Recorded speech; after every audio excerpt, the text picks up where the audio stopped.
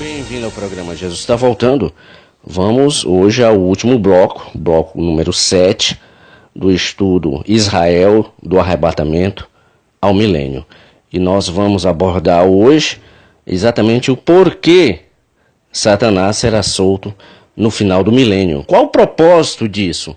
Porque ele já estava preso 1000 anos, os demônios todos presos, havia paz, o homem no governo de Jesus com muita abundância, tanto na esfera da natureza como da própria vida.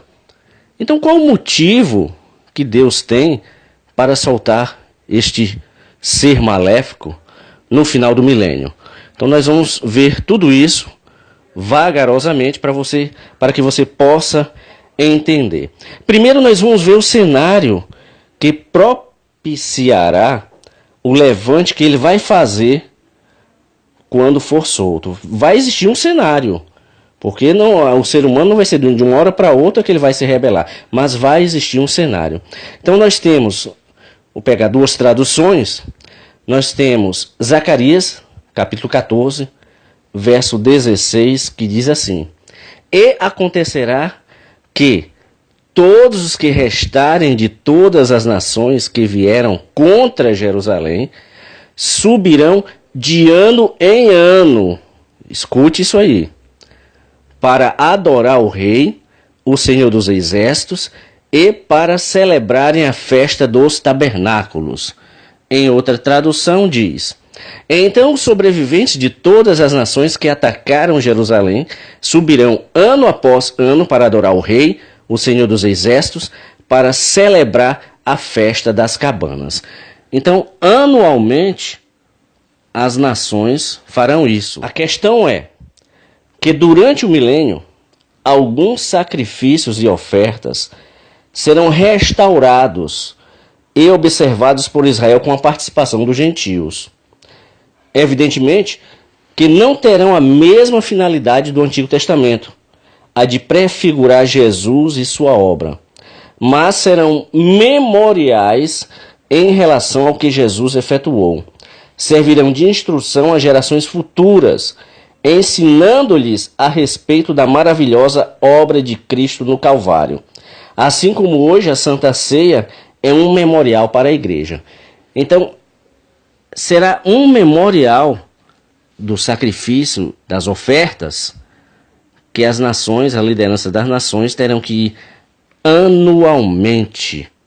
Acontece que, de alguma forma, algumas nações deixarão de cumprir esse ato memorial.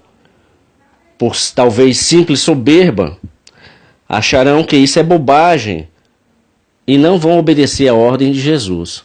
Então eles vão relegar, talvez digam, todo ano ir lá para Jerusalém, está tudo tão bem aqui, temos fartura, temos abundância, temos riqueza, prosperidade, paz.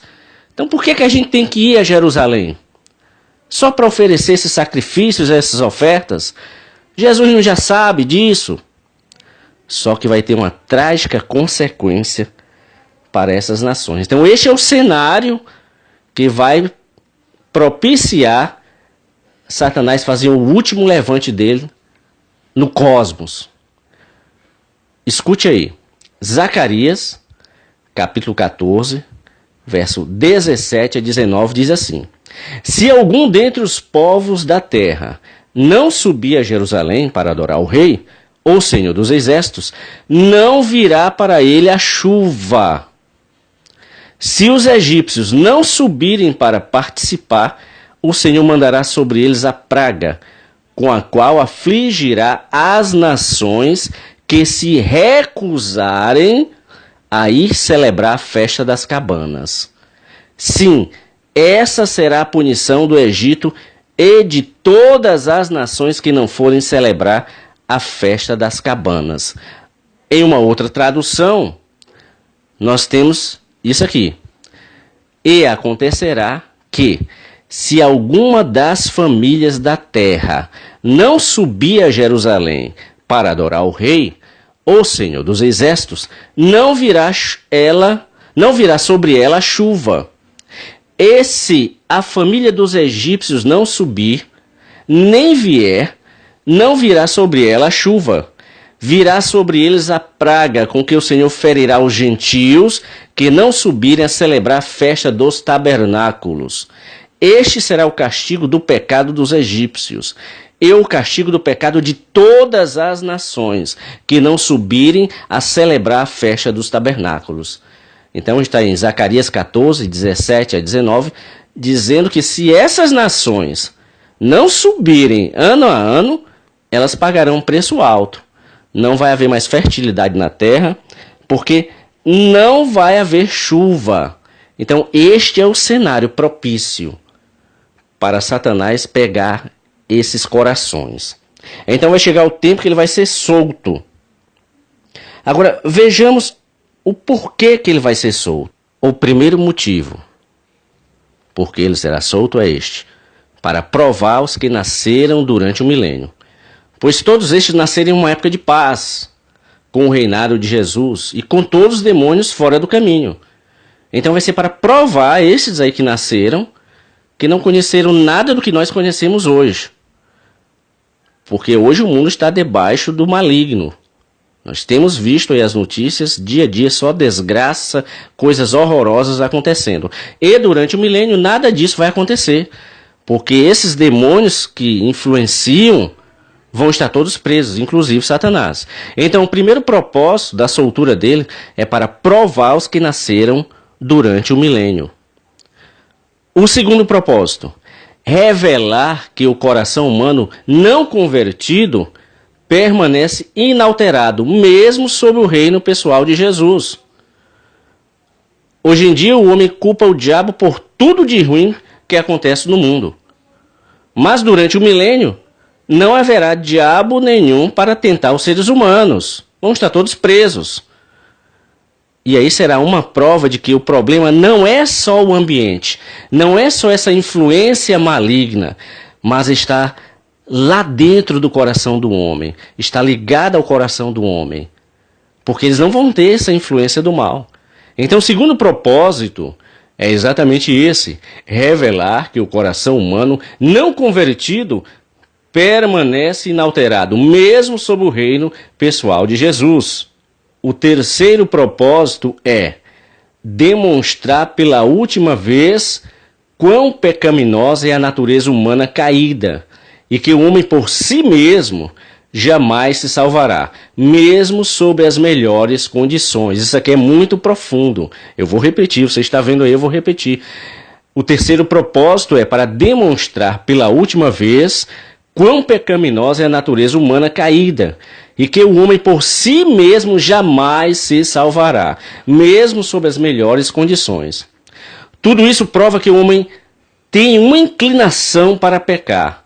É inerente ao ser humano, desde que nasce, e que só o sangue de Jesus pode purificar-nos de todo o pecado. Isso nós encontramos lá em 1 João, capítulo 1, verso 7. Então, ele vai ser solto para provar que existe dentro do homem esse desejo de pecar que é incontrolável. O quarto propósito: demonstrar que Satanás é totalmente incorrigível. Ainda que passando 1000 anos preso, será sempre o mesmo. Terá sempre o mesmo caráter destruidor. Ele jamais mudará. Então este é exatamente o propósito porque ele vai ser solto. Por todos esses motivos que apresentei aí para você. Mas então vejamos como é que vai terminar essa rebelião. E nós temos isso em Apocalipse, capítulo 20, do verso 7 ao verso 10. Veremos como vai terminar essa rebelião. No verso 7 diz: E acabando-se os 1000 anos, Satanás será solto da sua prisão, e sairá a enganar as nações que estão sobre os 4 cantos da terra, Gog e Magog, cujo número é como a areia do mar, para juntar em batalha.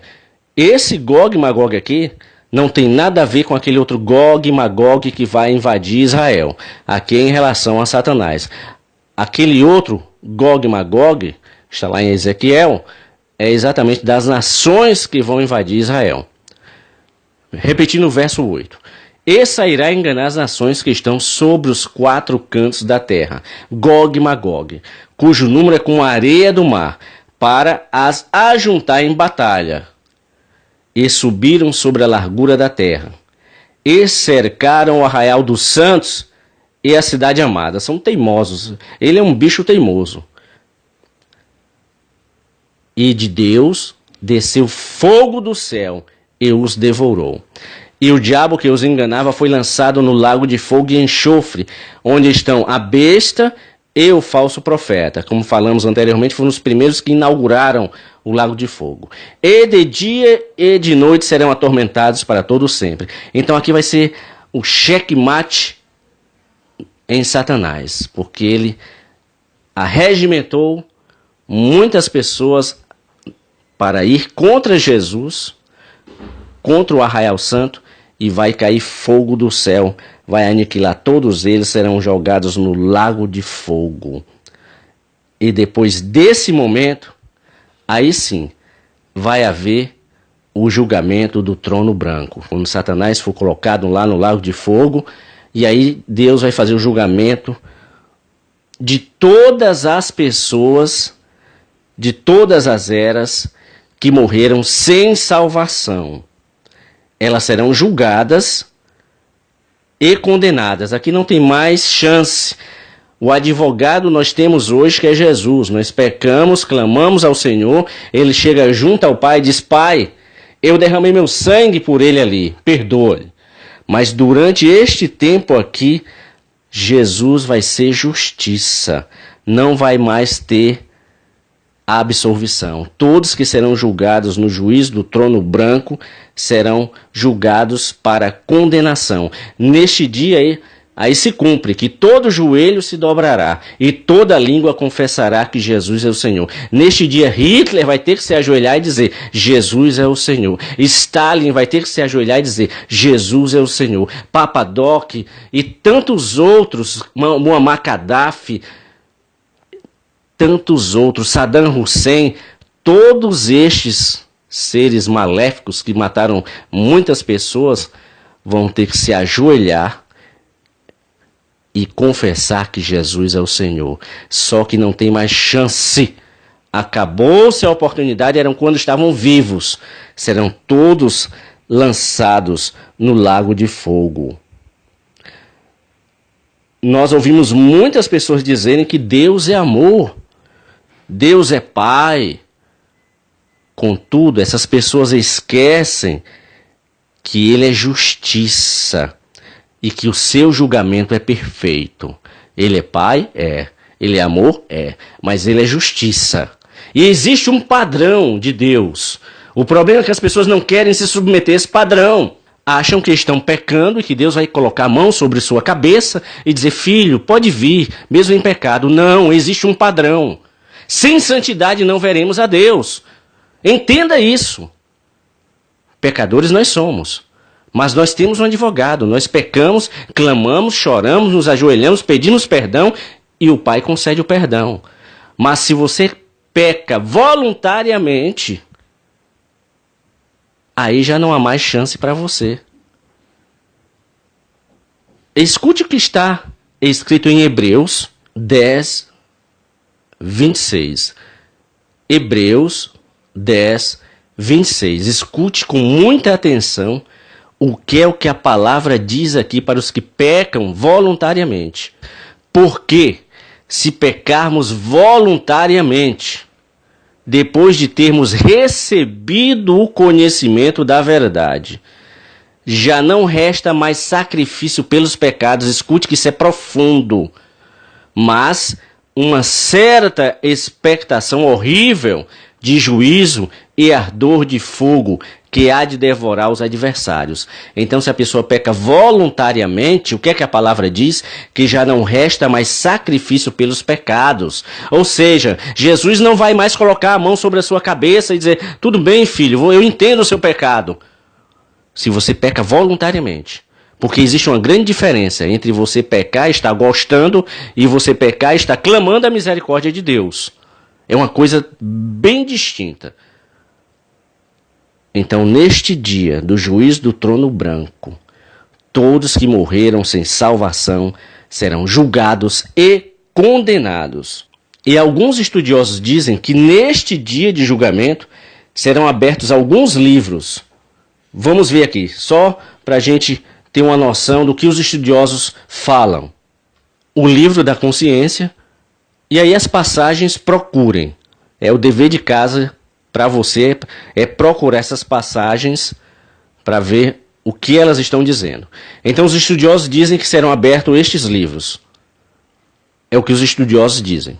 O livro da consciência, o livro da natureza, o livro da lei, o livro do evangelho, o livro da nossa memória, o livro dos atos dos homens e o livro da vida. Não deixe de ver essas passagens, que aí você vai crescer mais e entender mais a palavra. Então os estudiosos dizem que serão abertos estes livros no dia do julgamento do juízo do trono branco. E após o julgamento, a Bíblia diz que haverá novos céus e nova terra. E a Bíblia não deixa espaços para especulações. É só você ler o capítulo 21 de Apocalipse que você vai ver o que é que a Bíblia fala. Então, este foi o bloco final do capítulo, o bloco 7 do estudo Israel, do arrebatamento ao milênio. Eu espero que todos esses estudos tenham feito você crescer mais espiritualmente. Os tempos são proféticos, os tempos são bíblicos, o Senhor está dando visão, revelação, sonho, falando ao coração, nos 4 cantos do planeta, em português, inglês, espanhol, italiano, está alertando que o tempo acabou, que Ele já está vindo nos buscar. Isso é para quem crê, e eu creio, porque o Senhor já falou comigo. Se você está levando uma vida dupla, cuidado. Se lembre do que foi lido lá em Hebreus, capítulo 10, verso 26 e 27. Porque se pecarmos voluntariamente, depois de termos recebido o conhecimento da verdade, ou seja, se você diz que é de Jesus, se você confessou a Jesus como seu Senhor e Salvador, mas continua pecando voluntariamente, já não resta mais sacrifício pelos pecados. Isto é muito sério. E as pessoas que estão dentro das igrejas, os líderes, todos deveriam observar este capítulo aqui, Hebreus 10, verso 26 e 27. Ainda há tempo, se você está entre 2 caminhos, porque a porta da graça ainda não fechou. Arrependa-se. O tempo é de arrependimento, o tempo é de santidade. Tudo que faz você pecar, se afastar de Deus, liberte-se. E se você não consegue, clame a Deus. A palavra do Senhor diz, clama a mim, responder-te-ei. Não dá mais tempo para estarmos brincando. Muitos vão chorar, muitos vão amargar profundamente não terem entrado no padrão de Deus. Existe um padrão, e é santidade. Busquemos cada dia estarmos mais próximos do Senhor, orando, os que podem jejuar, jejuando, clamando a sua misericórdia, porque o tempo é de luta. As guerras na mente estão aí, mas o sangue de Jesus tem poder para nos livrar de tudo isso. Que Deus te abençoe poderosamente. Tem muita coisa que eu espero poder mostrar para vocês. Agora em setembro, eu vou ver se eu consigo fazer esse vídeo. Vai haver um treinamento da Rússia com a China. É o Vostok 18. Não sei se essa notícia já saiu em português. Mas esses 2 países vão fazer um treinamento pesado agora em setembro, neste início, e até com simulações de explosões nucleares. As nações estão se preparando para uma guerra. Fique firme, não pendure suas harpas no salgueiro, porque Jesus está voltando. Que Deus te abençoe poderosamente.